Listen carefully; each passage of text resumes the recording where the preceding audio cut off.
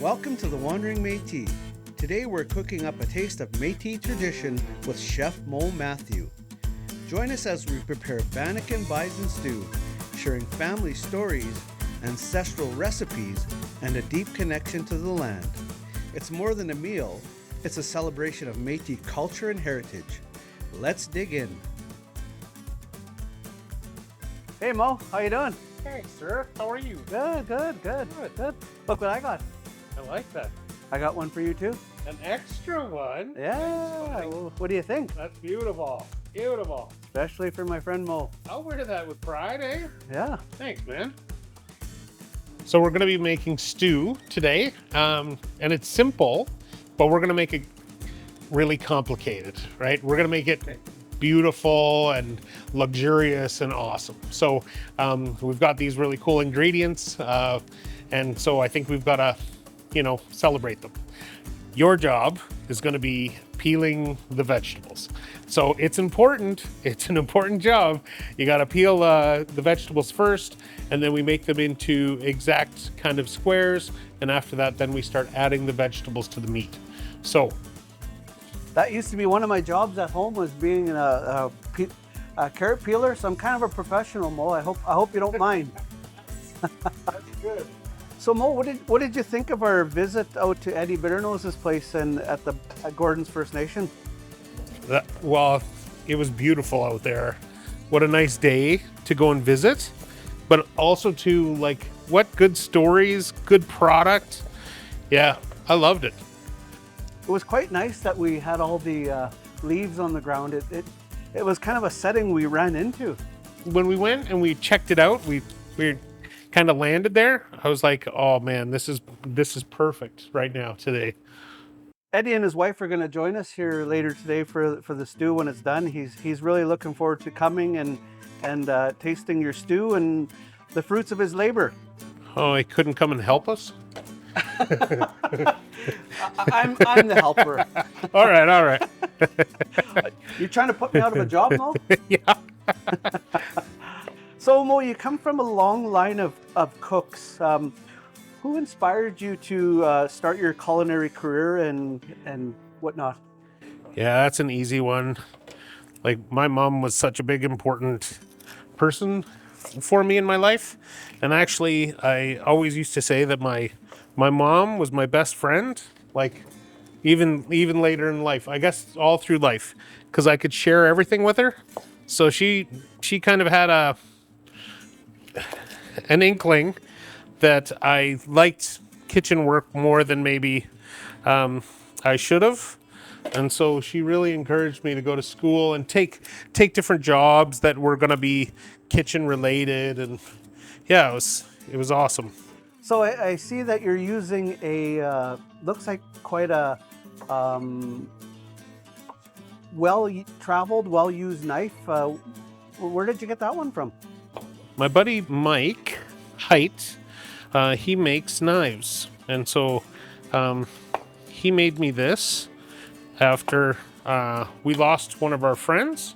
And so this is kind of a cool knife because he's kind of incorporated in some bits and pieces, a jersey from our friend, a rugby jersey from our friend into the handle, and the knife is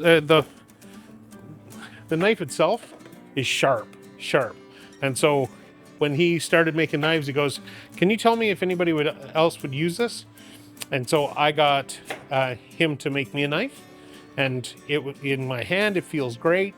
The weight's good. It's really industrial. So you mean to tell me there's a part of a rugby jersey in the handle of that knife? Yeah. Can I have a little look? Yeah. And you see how you can kind of see through it and you kind of can't? Yeah. All that is, pressed in jersey and epoxy. And you've got a friend that's near and dear to your heart, and you're use part of his rugby jersey there beside you every day. Yeah. Yeah, that's kind of neat. So I'm done peeling, and okay. What do I do with these carrots now, Mom? All right, now we're gonna make them into large dice. Okay. So we're gonna I can show you really quick. I'm just going to cut that in half. And then we're going to find a flat surface. So I'm just going to cut a little bit off there just to make it so that it's easy to work with. And then we're going to just trim off. And then it doesn't have to be exactly square, because what we're going to do is make it bigger chunks. So about like that. So roughly in the shape of dice. roughly. But yeah, do that a whole bunch of times. Okay. So besides your mother, Moe, who else has inspired you in your culinary career? It comes from everywhere. Like, I'm a big fan of certain celebrity chefs, and so I was always excited to watch and learn and go for dinners. There's a place or a gentleman called Charlie Trotter, and he was from Chicago, and so I went to his restaurant in Chicago, and I was able to meet the chefs, and they gifted me a whole bunch of cookbooks, and it was one of the best experiences ever that I got to meet somebody that I like really looked up to. And then other people like Thomas Keller in Napa Valley, and Grant Atches is the gentleman's name. He's in Chicago. I was actually lucky enough to go and work for both of those chefs. And so the list is actually really long. Yeah, because when you get excited about food, everybody can be a mentor. Like, everybody can be your spirit animal. So yeah, I've been really lucky to love food my whole life. Like, well, you mentioned being with your mother, yeah, in the kitchen as a young person, you know, doing the vegetables. Where did you go to school and stuff like that? School, I went to the Culinary Institute of Canada, which was cool because I was the only person from Saskatchewan there. Everybody usually from Saskatchewan heads west, and so I zigged when everybody else zagged. And I had an amazing experience. I still actually converse pretty regularly with instructors from there and whatever. But that wasn't the start of my culinary career, because I went pretty late in life. I didn't know that I didn't know that you should get paid to do what you're passionate about, right? And so, yeah, it was a bit of a learning curve, and I figured it out late in life, but then I really jumped in when I did. So where is the Culinary Institute of Canada? Charlottetown, PEI. And so my one son was born there. I only missed a half a day of school and all the time that I was at culinary school, and it was the day that my son was born. So one can say you're a very dedicated chef then. I think I got a special award for that, because even on the day I was like, no, I'll go after. Yeah, which wasn't the right call, turns out. Did you, were you never forget that? No, I was there for all the pieces I needed to be. So yeah, it was good. I was lucky, because yeah, I wouldn't have lived that one down. You mentioned a son you have. Tell me a little bit about your family. I got 4 children. One in university, one waiting to go to culinary school, and 2 boys that are cooks. One is working in healthcare, and the other one is working at the university in food services. Nice. So yeah, it's a busy family, and that they all cook is cool, but it makes it hard to decide who does the dishes. If you cook, right, that's that rule. If you cook, you don't clean. And in our house, everybody cooks. So then, you know, my poor wife and 1 daughter, they always find themselves doing dishes. As a young chef, what is life like to make ends meet? It's tough. Lots of kitchens pay minimum wage. And even for journeyman cooks, we don't make a ton of money, but when certain jobs come, yeah, it's a great life. And I think for lots of cooks that aren't making money, they're just happy to be doing what they do. And so if you're passionate about what you do, maybe you don't have to make the money, but money's still good. Oh, that's cool. How does your Métis background influence what you do now? I've been lucky enough to be selected for lots of different cooking things, programs over the years where I get to do traditional foods and use traditional techniques to do stuff. So that really plays in well when you're like, my background is this, and so I can make these foods, but I'm really passionate about showing other people, maybe that aren't Métis, that we have food culture, right? And so these are the items that come from my area, like Saskatchewan has all these beautiful foods, and how I put them together might be a little bit different. Like, what is it called? It's inspired by our cooking. And so I'm always able to let other people see our food in that way and then be excited about being. So like sometimes I meet cooks that are Métis, and then I have to remind them that we have, there's some Métis cooks here in Saskatchewan that are really celebrated cooks throughout the country and throughout the world. And we're Métis cooks. And so. Can you share a few of those names with me? Jenny Lassard is a big one. She's a proud Métis woman that's been pushing the envelope for Métis cooking for a long time now. So she's one. There's a gentleman by the name of Ray Bear, and he's from Muscadet. And he doesn't live in Muscadet anymore, but he's now out on the East Coast. But I always chat with Ray to go through Indigenous, First Nations, Métis foods, because he's like passionate about it, and that's his thing, right?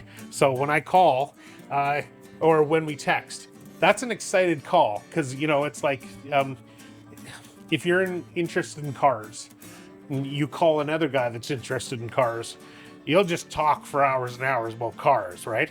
So that's me and Ray. We get to talk about traditional foods. When I see Jenny, same thing. We just like stop everything and we like chat about stuff. Like, what are you working on now? And how's it going? And have you ever tried this? Like last time I seen her, she had a bunch of different herbs in her pocket. I was hoping I seen you here.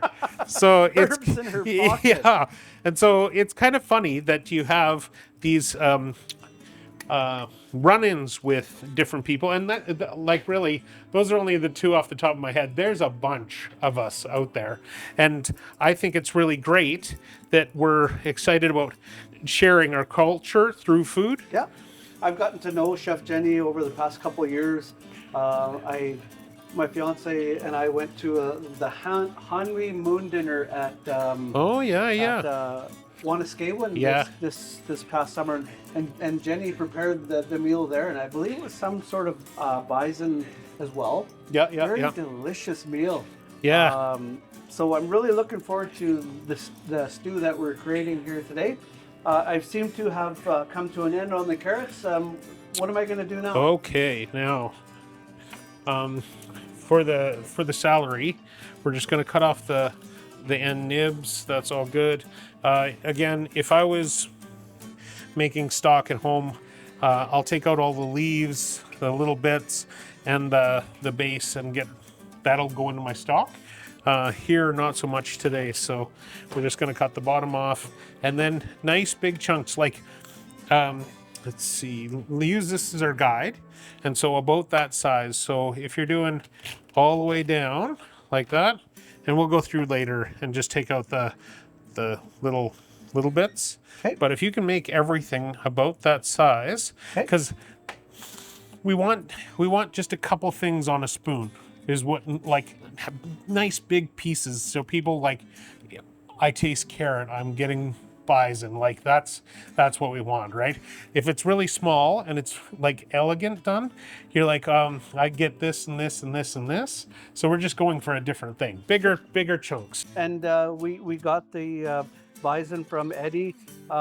What sort of a timeline of a head start did you get before today? Well, I had some bones that we had that we were gifted, and I made up a bison stock. So I roasted all the vegetables and the bison, and then we made up a pretty flavorful stock out of that. And then now it's just cooling because we have to have it cold to start the potatoes in. So Why do you have to have it cold? if you put the potatoes in hot water, they'll kind of congeal. The starches don't want to play nice, and they'll firm up on you. So you'll have what'll feel like raw potatoes at the end of the day. And so you want softer potatoes. Like that's the idea, right? Really looking forward to having this stew today.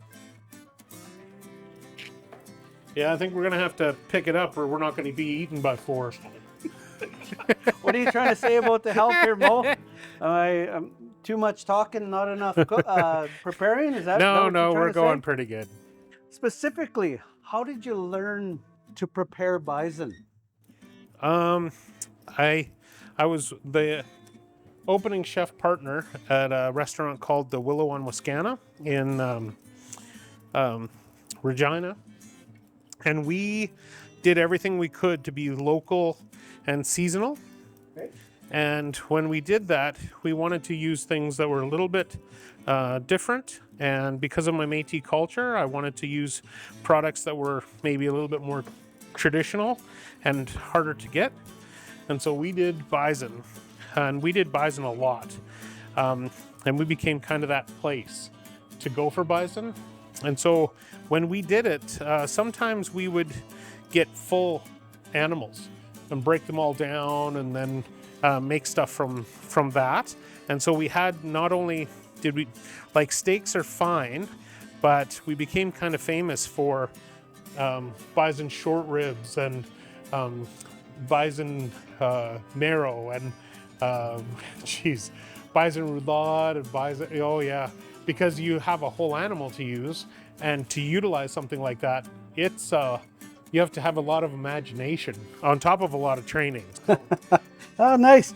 I remember the stories that you and Eddie were sharing out at his place about the marrow. That was kind of cool because I've never heard of people eating marrow before. Like, so that was kind of neat to first get that firsthand information. Yeah, that was kind of funny because you know that he's had it before because he got excited about it, right? And so that was kind of a neat thing.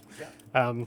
So when he was excited, I was thinking, if we get bones, maybe I can make him something with the marrow. But the bones that we got were kind of not the right ones, so we didn't have marrow.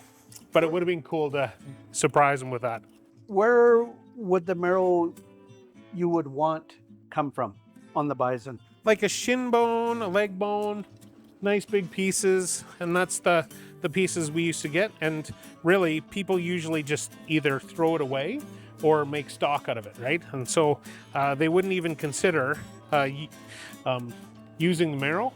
And so when we did, we saw that people from probably the generation a little bit older than me, they had it as kind of a staple food when they were younger, and it would be a big deal to get the marrow.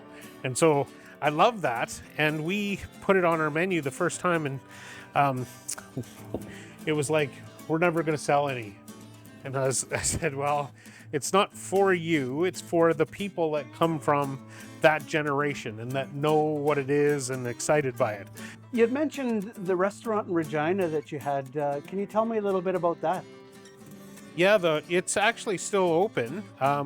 My friends still run it. The Willow on Wascana changed to the Willow the Willow Wine Bar, I believe it's called now, but it's still the Willow, and it's been that way for a long time. And so that was always a seasonal, regional restaurant, and we did really well. Yeah, I set a whole bunch of really crazy goals for myself, and within 2 years, I achieved every one of the goals that I wanted. And so after that, I was like, well, I got other things on my bucket list that I want to do as well. And so I went and did that. Okay. So tell me a little bit about what was on the menu at the Willow on Wascana. Lots of stuff that comes from here. So like specifically, we did bison, we did boar, we did pickerel, we did pickerel cheeks, we did Diefenbaker trout. There was mushroom farms here at the time that we would do. I would do Acadian food. It was really all over the place. Pineview Farms chicken, because Pineview Farms is actually pretty close to where we are right now. And we would have to get it all hauled all the way down to Regina, but their chicken was way different, right? Like, it was really good, it's tasty. It wasn't the stuff I can get at Co-op. No offense to Co-op. It was just that I needed to be in touch with the farmers and the people that were proud of making these products, right? And so you have that personal connection to your food, and we did, and we loved it, and we I mean, we didn't make any money, but we loved what we did, and it was great, right? So that's why sometimes I say money's good, but it's not everything. Yes, yes, certainly isn't. So you had mentioned a lot of the foods that we are lucky to have here in Saskatchewan, such as pickerel and bison and whatnot. For people who don't have that type of food every day, what do they think of that, our native foods here? Wild game, which we're not really allowed to serve in restaurants. So wild game's not our thing, but people think that all these flavors are gamey, right? Like lots of stuff, like even for rabbit. The rabbits that you can buy in a restaurant or a store, they're fed like everything else, like beef and chicken, everything's factory fed, right? So everything kind of tastes the same. Even our bison that we get, it's fed the same things as beef is. And so when it's like that, they don't taste gamey. When they eat berries out of the bush and they eat shrubs and grasses, native grasses, yeah, then it tastes gamey. But for the most part, no, that's not it. What are some of your favorite ways to prepare bison? Well, we got really lucky. When we first opened our restaurant, we're a little wee restaurant. I think we had 44 seats, so tiny. And one of the things we found was bison ribs, bison short ribs. And so when we put those on our menu, there was no such thing as bison short ribs on anybody's menu. It was very odd for us to put that on. And the first customer that had it raved about it, and then we kind of became famous for it. So it was pretty cool. We're going to be making some bannock later together, Moe. What is your favorite way to make bannock? Well, I like baked. I always like doing it over campfire, but that's not always accessible. So I like to bake it.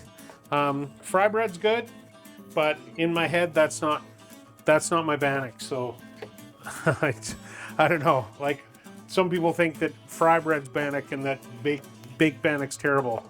So I can't really say out loud. And which way are we going to do today? Baked, a little bit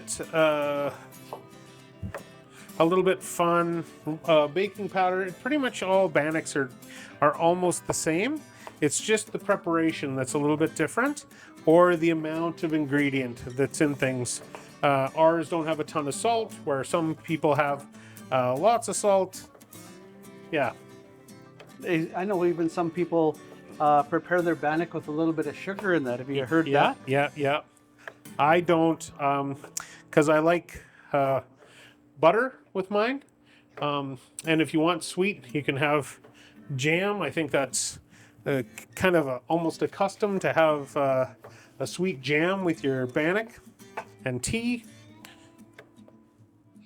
Do you know any of the history behind Bannock? Oh, geez. If you got some time, really, We've got all day here, buddy. the voyageurs, when they came, they needed a bread, and they brought something called Bannock with them. And so French voyageurs and the also the Scottish voyageurs.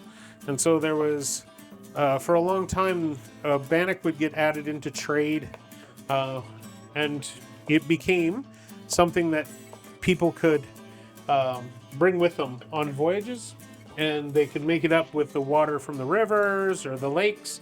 And so that was kind of a thing. So, man, I'm getting hungry chopping all these vegetables.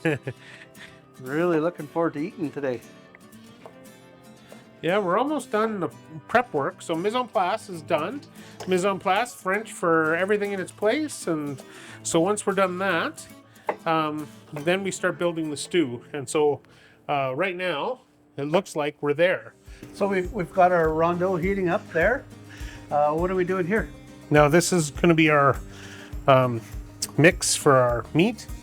And so I usually take a few handfuls of the meat that I'm going to be doing the stew with, and don't put it in here. So not all of it gets the treatment, right? So can I hold this while you take it out? Yeah, we're going to do that. So we want to make sure that it's hot enough. And so you'll almost see little wisps of smoke, and it'll kind of, you'll see it. So it's not quite there, but it's almost. And so a quick check on that. We want to hear like a good hard sear. And so almost there. Yep. Amount of meat that we're going to put in here. Once we put it in, there's going to be little chunks of sugars that come off the meat that will stick to the bottom of the pan. And that's why I do this this one step, because I want to actually have some of this meat kind of fall off, because as it cooks, it's going to become very flavorful, and it becomes something that the French called fond. And fond is like those little bits and pieces of meat that make everything super tasty at the end. Lots of people don't know about fond, so they think it's sticking, and so they get rid of it. And that's where all the flavor is. So, okay, so it's now I'm gonna, correct me if I'm wrong, some of it's gonna go in here, and then some of it's gonna go in the flour that you seasoned up? Yeah, because we're getting two different things, right? On these ones, we want the flavor. We want the pure, unadulterated flavor that comes from the bison. And the other ones, we're putting it in the flour mix so it thickens the stew. Mm-hmm. So they do two different jobs. So how long will you let these sit in the rondeau here? Until it's ready. So that's kind of one of those things. Okay, so that first piece that I put in is right here, right? And so this piece right here, when it's ready, it'll come away. And see how it's still sticking? Okay. So that means just chill out. Don't move it yet. And so when it is done, it'll tell you. Like at a certain point, when it crusts hard, then all that flavor, it's kind of the Maillard reaction. It's when all the sugars turn to caramel, and that's why steaks taste good, right? If they're poached, it doesn't taste the same, right? But when they're hard seared and grilled, then they have a different flavor. So that's what that is, that reaction. And so it at a certain point will release on its own, and it's almost there. You see that? So everything else would be sticky still, like that. See how it released on its own? Yep. Now look at that, right? Like how beautiful is that? Oh, and that's what's going to taste great, right? So when we cover everything else in flour, you're not going to have that flavor. Like, and you can see it. It's like hard and okay. yeah. So That's what we want out of this one. So now that this is releasing, I'm gonna grab these tongs and we're just gonna flip these pieces over. But do you see now? Some of them are sticking. Some of them are sticking, and you have these beautiful pieces, nice and crunchy, beautiful. Yes, and so that brown that you see, that's caramel. That's the sugar that's coming off the meat. And so that is what we want to start our stew in. The sugar? Mm-hmm. Because all those flavors are now going to be at the bottom of the pan, and when we put in the next batch of bison, now they'll absorb all that color and flavor. Okay. And that's what we want. So the ones that are still sticking, you leave them for a little bit longer? Yep. We're not going to force them.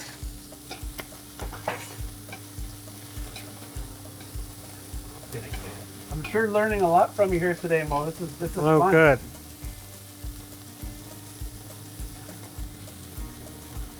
And we're almost there. And so that's the kind of the key to doing simple things. Like stew is a simple thing.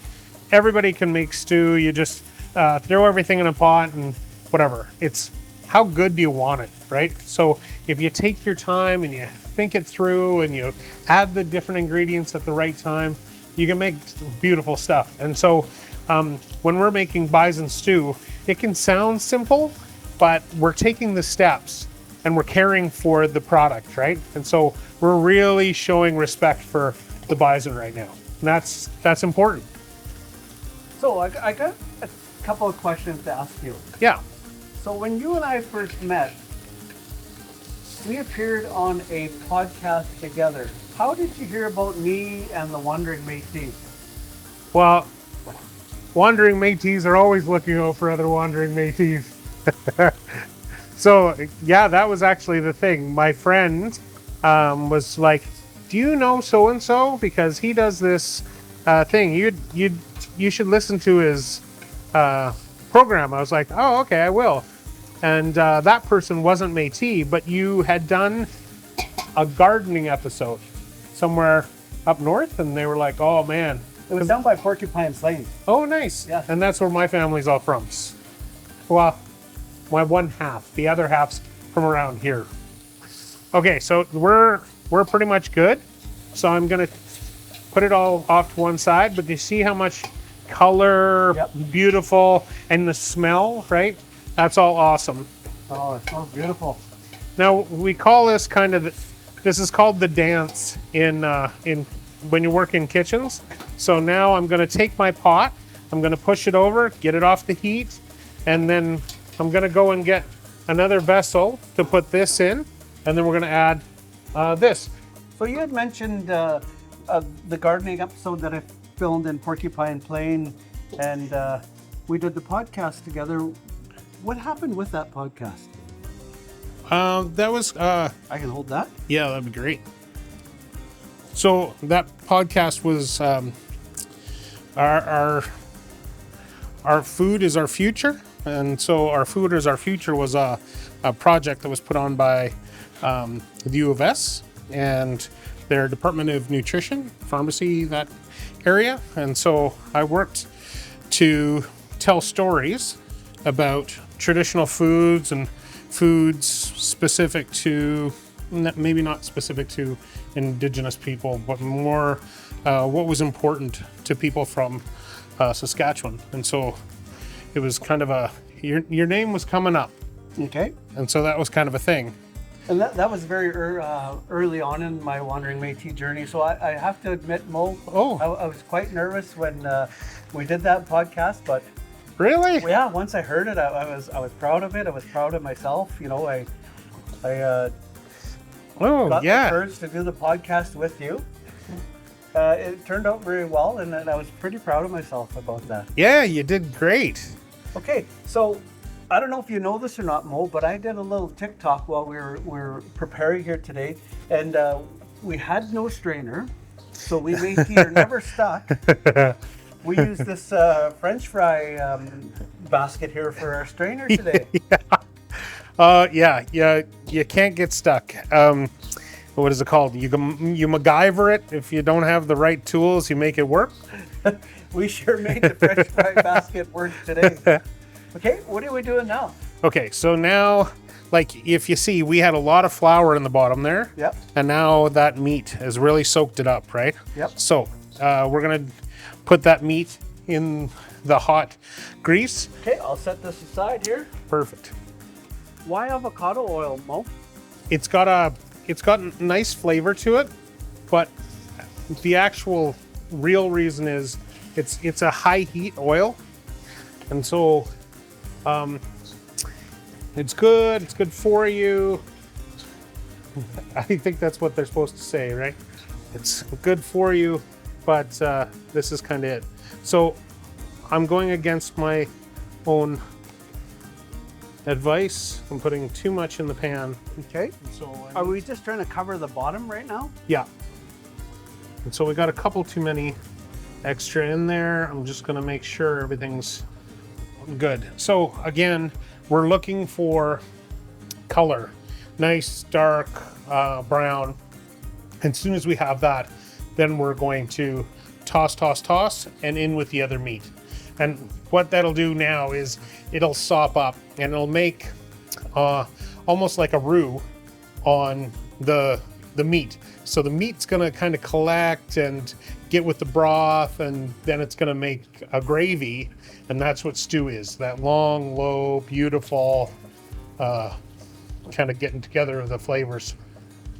And that's what we want. So as soon as we get that going, we're gonna just get it moving around, and you see these bits, that's what I'm scraping, and that's the fond.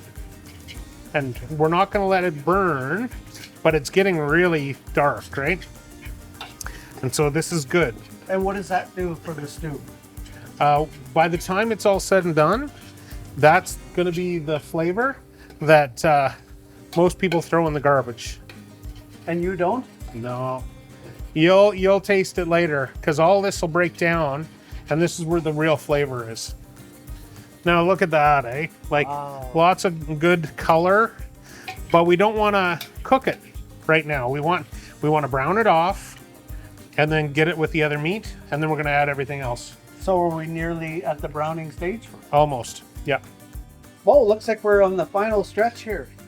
Everything's coming together. It looks delicious. Yeah, we've added our all our vegetables. We let a little bit of color off our onions, and now it's going to be the long and low, right? We want it to get up to a boil, right down to a simmer, and then the roux is going to make sense. And right now I'm just getting all those little bits, all that fond, off the bottom of the pot.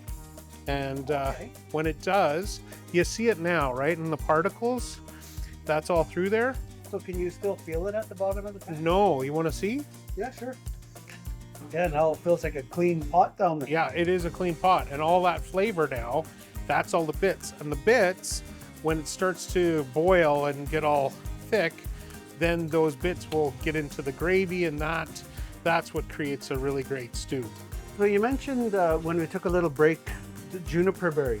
Can you tell me a little bit about the juniper berries?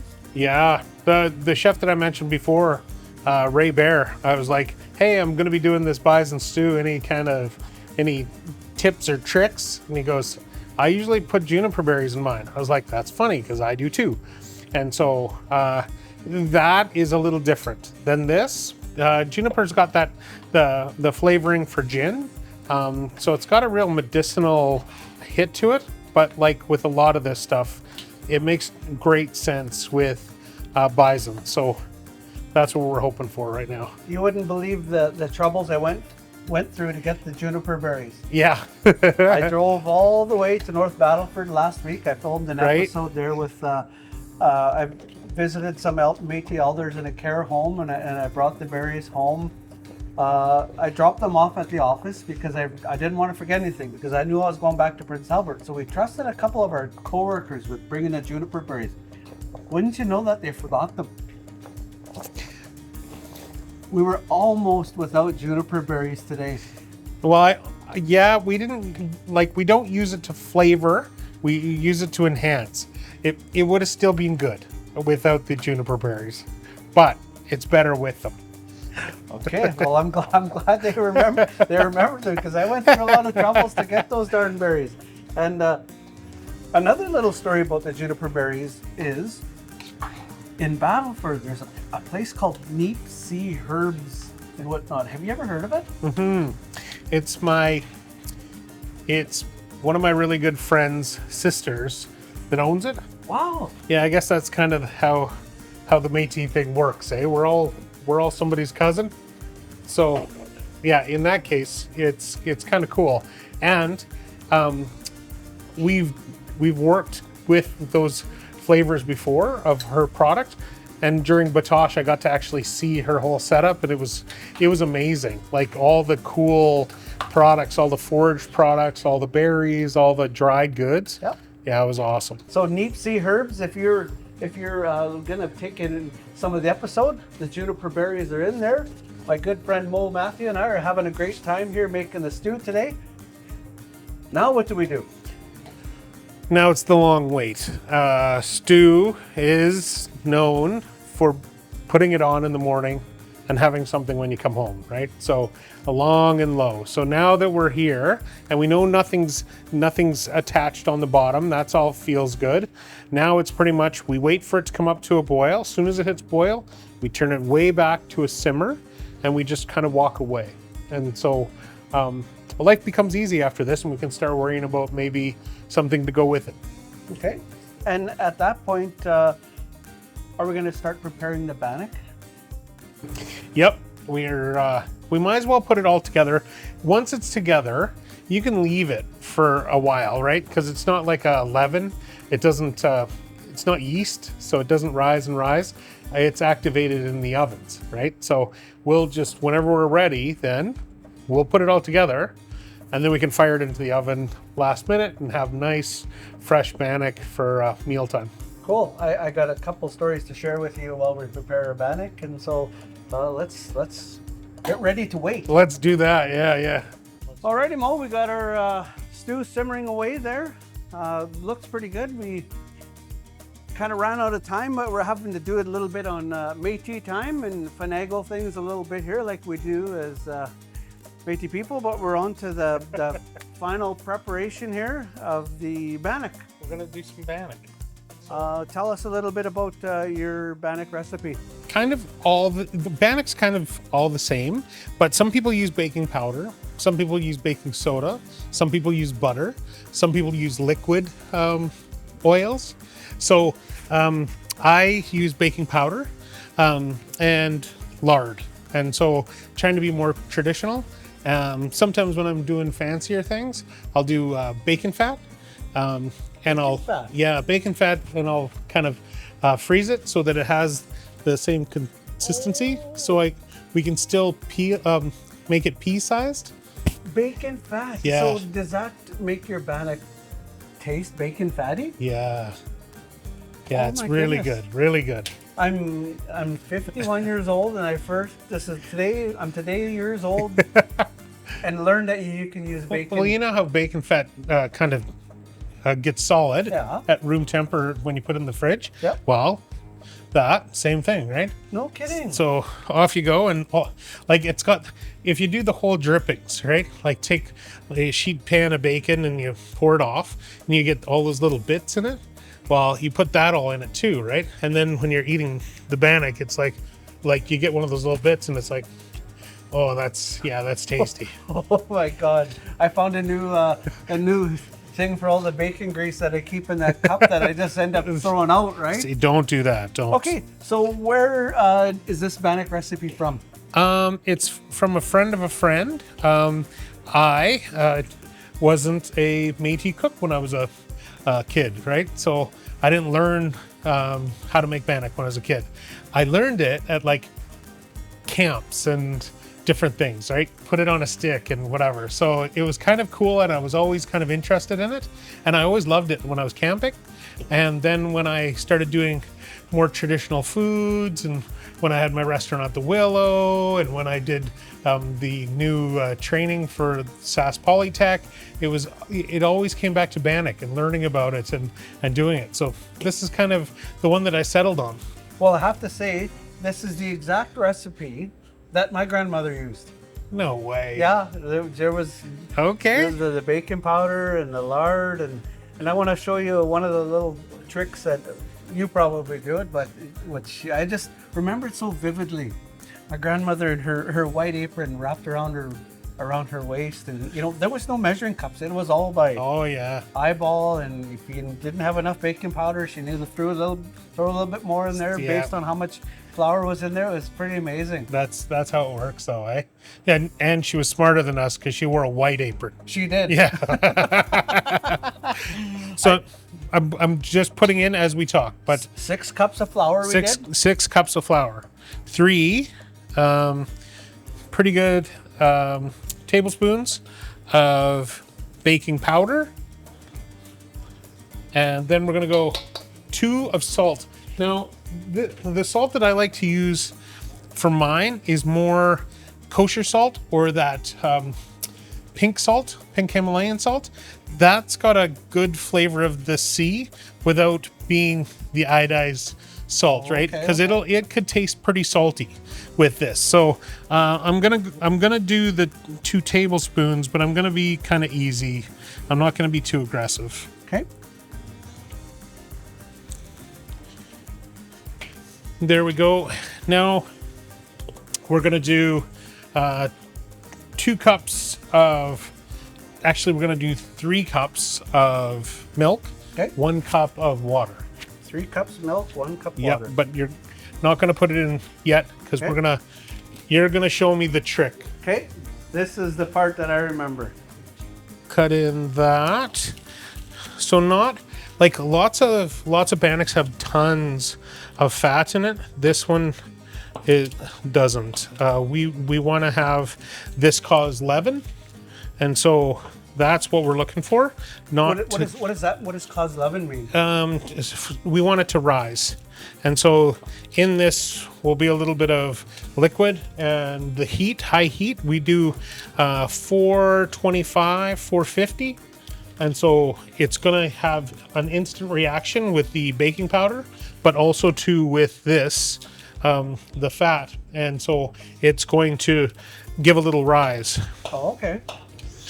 Now, is this how Grandma did it? Oh, yes. Okay. Oh, yes. And nowadays, some people melt their lard, whereas I melt my lard, but I remember this vividly from my grandmother's house. Okay. So my grandmother was from a very large family. She had 17 kids. Holy. Yeah, and she was just a tiny little woman, Delilah.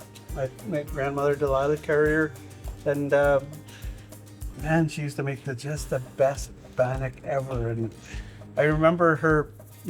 What I'm gonna attempt to do here is do what she done, right? You're gonna mix it all by hand, but I just remember her sifting and sifting the lard until it got the right consistency, that it was just little like less than droplets of lard in your bannock. Is that the consistency we're gonna go for today, Mo? Yeah, and that's in baking they call that pea-sized.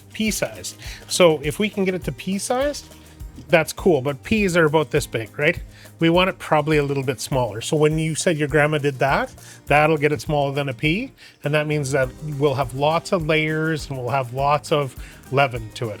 Should have had Laverne and Eddie watching here. I bet Laverne's an expert bannock maker. Well, no, it's this kind of style is done for a few different pastries. So like if she does cook, boom, boom, boom, that's like lots of good comes out of it, right? So okay, I can still fill a few chunks in there, so we're not quite ready. Not quite, but it's really looking good already. So that's great. Okay. So I'm nearly getting to the part, Mo, where I'm gonna show you what my grandmother used to do. Man, I used to love watching her do this. Well, sometimes you'd stand beside her on the counter and how's it looking? That looks pretty good. So this is what I remember her doing. Okay, that's... And she's been gone for quite a number of years, but I can still remember her doing this. Yep, that feels right. And do you remember if she put milk or water in hers? I think, if you want me to be honest, I think it was a mixture of milk and water. Yep. Everybody's got a different way of making it, and everybody understands and appreciates it differently. So it's kind of funny. Like, we can make baked, and somebody will go, that's not Bannock. Somebody else will make fried, and that's not Bannock. It's kind of a very different thing.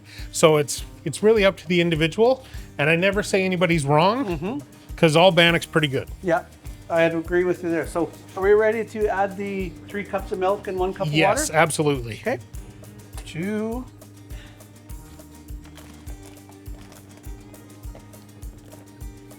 There's 3.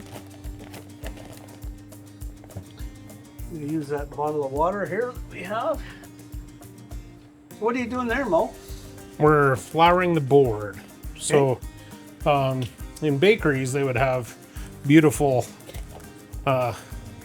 wooden boards to put all their pastries out on. This is a board for what we're doing today. Okay. So we're ready to mix up our... Yep. And we just use our hands? Yeah, no better mixing. Can I do it? Oh yeah, for sure. So I go in the middle first, and then I work to the outsides. And so when I'm working to the outside, then I kind of use the back of my hand to kind of shovel it into the middle. Oh, okay, yeah. And you see how it's pretty wet, hey? Yep. So what kind of a consistency, texture are we going for? The texture, we want it to be nice and soft. So now that this is like this, right? It's done. Like, and it seems very soupy, but we still have to put it on the board, and then we're going to put more flour on top. So it's going to soak it up from the bottom, soak it up from the top, and all this liquid's going to be in the middle. And then when we put it in high heat, it's going to expand. Oh, really? Well, that's the hope, okay. anyways. So I have to say, this is a little bit different than what I'm used to, putting it down like that. Because normally we roll it into a ball and then we knead it. Are we going to be doing that here? Not exactly. So we're going to, just put that over there. And now I'm going to put a little bit on my hand. Now I've already got one dirty, right? So I'm just going to put a load there and kind of get my hand in it. And then I'm going to put it down.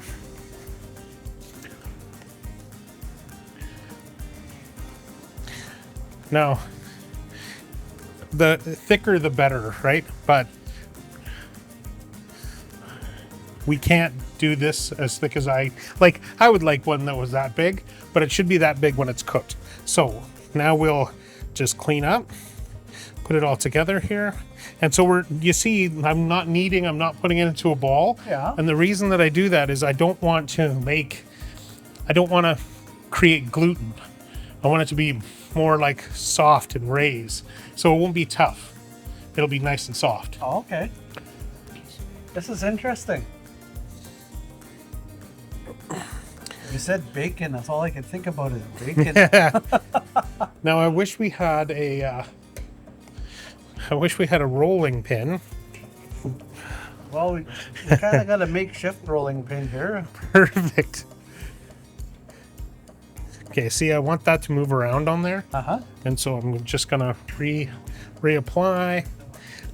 And there we go. Now I'm gonna get the rolling pin, and we're gonna. And what does rolling it flat do? I don't want it too flat. You see how I'm kind of being gentle with it? The reason that is I'm trying not to create gluten. And how does one create gluten? As soon as you mix flour together with water, it starts to happen. And so every time you mix it, it becomes stronger. And you mix it, and it becomes stronger. So that's why you knead bread over and over and over again. But when you're making pastry, you almost just put it together and that's it. So that's what we're trying for. So nowadays we find people that have gluten allergies. Is that something that has been around for years, or? Kind of I guess the feel is out on that. Some people say it's like what it's done with, and ancient grains changed, and when it got modified to grow more for yield, what it was like. So I don't even get involved. I'm not gluten sensitive, so it's not my fight. But it really should be. We should have like really good quality stuff. Just we don't. So okay, what are we gonna do now? We're gonna cut it into. I think we have 18 people now. Yep. I'm just going to wash my hands really quick. Okay. And then I'm going to find a cutter. Now we're just going to cut it into forms. And so now we're going to make our bannock chunks. When you prepare bannock at home, Moe, do you make it this way all the time, or do you make big wheel bannocks? I do, every once in a while, I do a big cast iron full. And like load it right up, like super deep. And then that's my Sunday kind of treat for the house. Mm-hmm. So that's kind of fun. Now, I don't make that every weekend, but I make it enough. My daughter, I guess I was making it too much because I said, hey, I got a fresh bannock. She goes, Dad, would it kill you to make a bagel every once in a while? So I guess I was making them too often.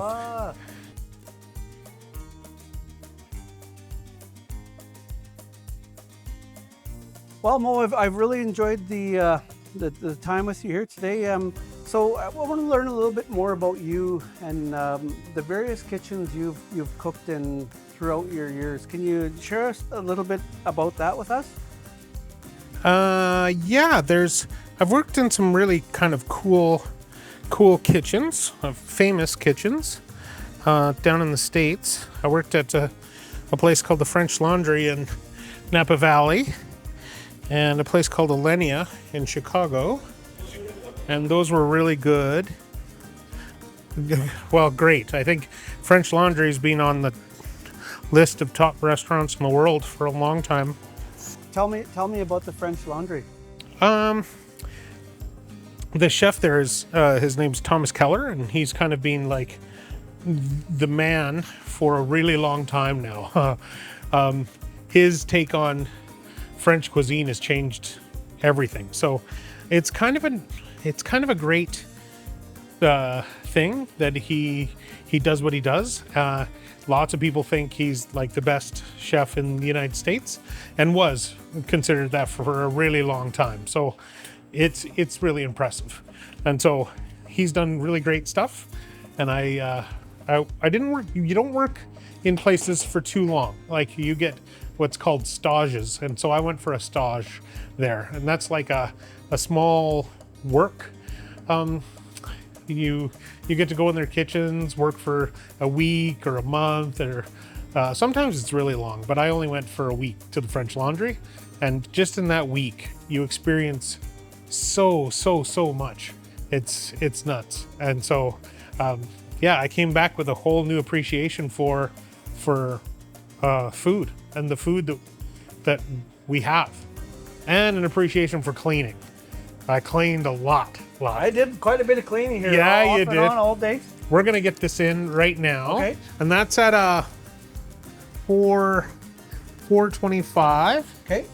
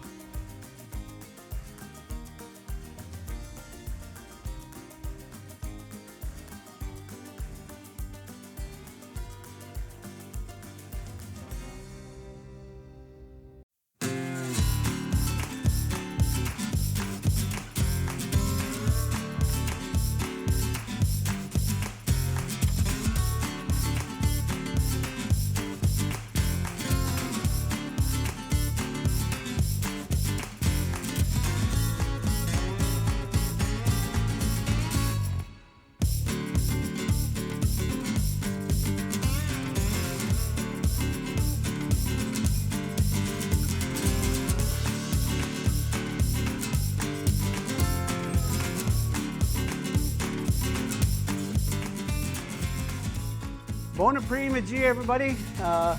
Thank you for joining us here today. For those of you that, everybody knows who I am, so I don't need to reintroduce myself. But I'd like to thank our guests for coming all the way from Gordon's First Nations. I'd like to thank Eddie and his wife for coming. And from NACM, Leslie could join us. I also want to thank Eddie for the lesson on the introduction to the Bison episode. And we went down to Eddie's ranch this summer and harvested a bison there. But we were unable to go get meat from down there, so Leslie stepped up to the plate and donated the bison meat for us for today's meal. But I'd like to thank you all for coming, and I'd like to introduce to you a now good friend that I've gotten to know over the past year. He works for us now, so he's a Red Seal chef, and his roots are from out here at Batoche. So I'd like to introduce you to Moe Mathieu, and he'll tell you a little bit about today's episode and the meal we're about to receive. Great. Sorry for putting food in front of you and making you wait. That's terrible. This is bison stew. A couple different things about it. It's slow roasted, so that's what we do to half the bison to start with, to really get caramelize the flavors, make it kind of a little bit more gamey, so should be fun to eat, and juniper berries. Because of the wonderful idea of filming during trying to make food, sometimes doesn't take the right turns. And so today, I could have probably dealt with about 7 extra hours to stew it properly, but fruits of love instead of labor. And you notice who done all the labor here, right? You see that I'm all dirty and Moe's nice and clean. You're the fruit of the labor, sorry. So please enjoy, and thank you very much for all the gifts that we've received. We've gotten lots of help from many different people, and I really appreciated the experiences and the stuff we got. So thank you very much. Okay, and just like to share a little bit about the day with you guys. Wait a little bit longer just to have that stew, just a little bit.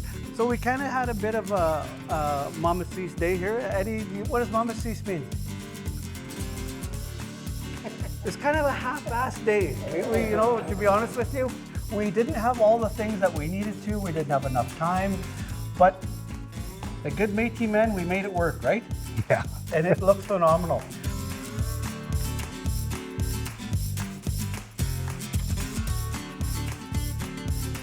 Well, Moe, it was quite a day. Yeah, it was. Yeah, it was. I had a lot of fun with you here today, and learned some new skills from you, and the meal was fabulous. I was a little bit worried.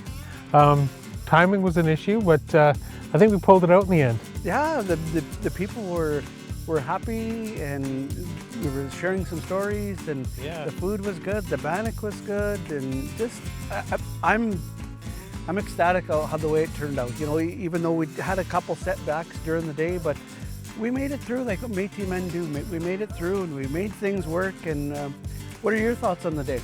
I thought it went great, and it was fun. It was like it was good chatting through things and showing things. You know, that's part of this whole journey in the kitchen, is to share what you know and be excited about what we're doing. So that was pretty good. Pretty good day. Yeah, I'd have to agree. Well, I'd like to thank you again for joining me on this Wandering Métis journey.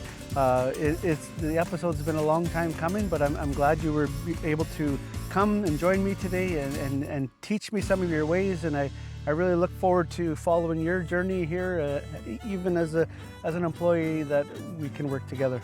That'd be awesome. Awesome. Thank you very much. You're welcome.